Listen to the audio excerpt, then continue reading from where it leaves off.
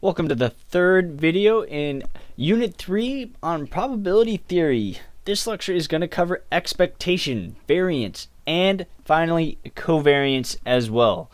As always, this is presented by Onyx. So we've talked about a few introductory principles to probability theory. We've covered probability distributions. Now it's time to move on to expectation values, variance, and then covariance for the purpose of the covariance matrix and correlation. All right, so let's go ahead and dive right in and get started. So to begin, the expectation of some function f of x with respect to some probability distribution is the mean value f takes on when x is drawn from p, and p here being the probability distribution. So the expectation value, it can also just be called the expectation or the expectation value, is essentially going to be the average of the random variable that we are talking about, in this case x, with respect to its probability distribution. So you can have different probability distributions are going to have different expectations for the same random variable. Different random variables using the same probability distribution are going to have different expectations as well. Just think of it as the mean or the average value. And it's found a couple of different ways depending on whether or not you are using discrete or continuous variables. For discrete variables, as always, it's found with the summation.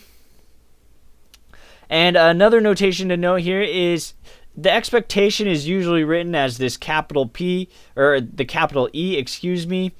And the x tilde p is x with respect to the probability distribution p, and then in the brackets you'll have the function that's being applied. This can be a function, it can be a random variable. In this case, the function is the random variable.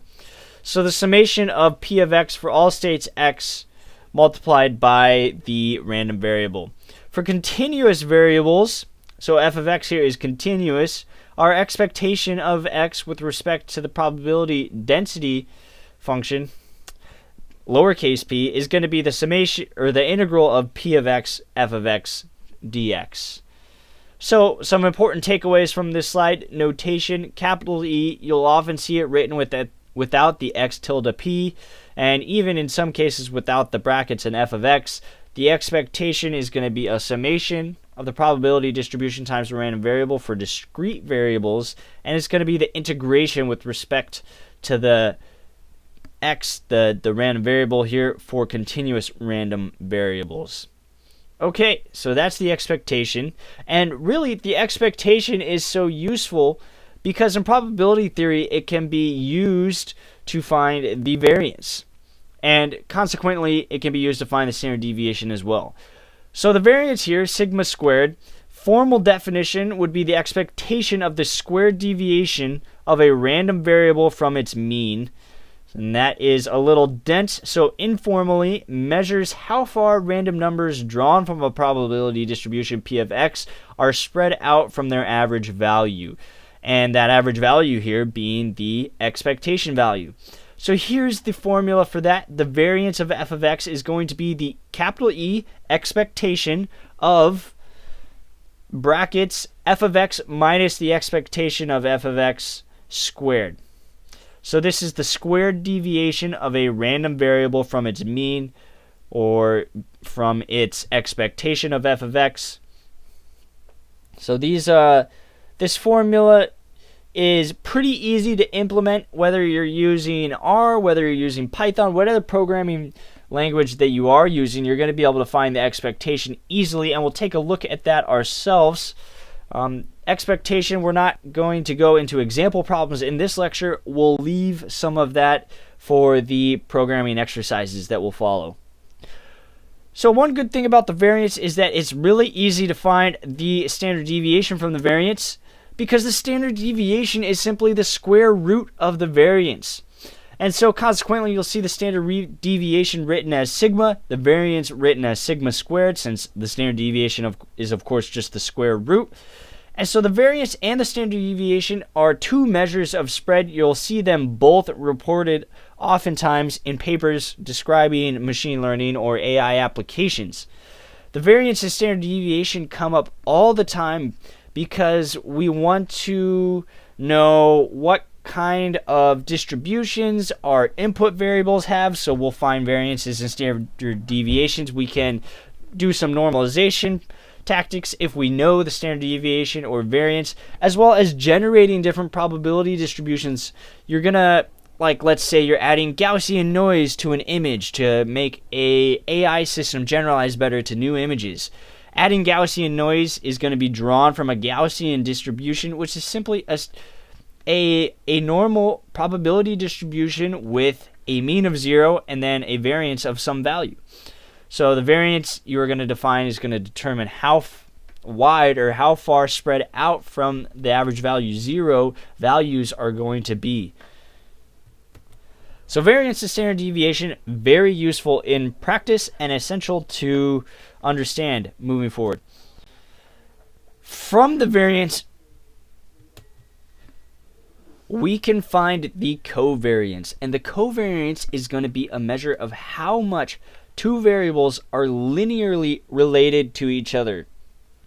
So the covariance of f of x and g of x, these two variables, are going to be found using the following formula. Yeah.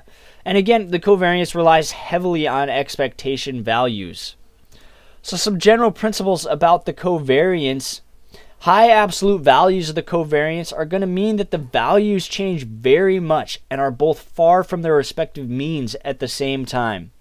If the sign of the covariance is positive, then both variables tend to take on relatively high values simultaneously. In contrast, if the sign of the covariance happens to be negative, then one variable tends to take on a relatively high value at the same time that the other takes on a relatively low value, and vice versa. So other measures such as correlation normalize the contribution of each variable in order to measure only how much the variables are related. So rather than also being affected by the scale of the separate variables. So the covariance here, it is important to note that it is affected by scale. So the larger your variables are, the larger your covariance is going to be.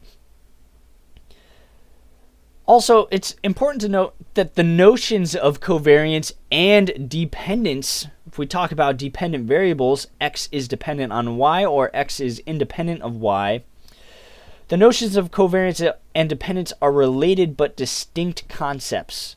They are related because two variables that are independent have a zero covariance, and two variables that have a non-zero covariance are dependent. Independence, however, is a distinct property from covariance. For two variables that have zero covariance, there must be no linear dependence between them. Independence is a stronger requirement than zero covariance because independence also excludes nonlinear relationships, and that is the key. It is possible for two variables to be dependent but have zero covariance, since covariance only measures linear dependence. So the covariance, oftentimes you'll use it when you're moving on to correlation, and we'll talk about correlation a little bit in our programming project.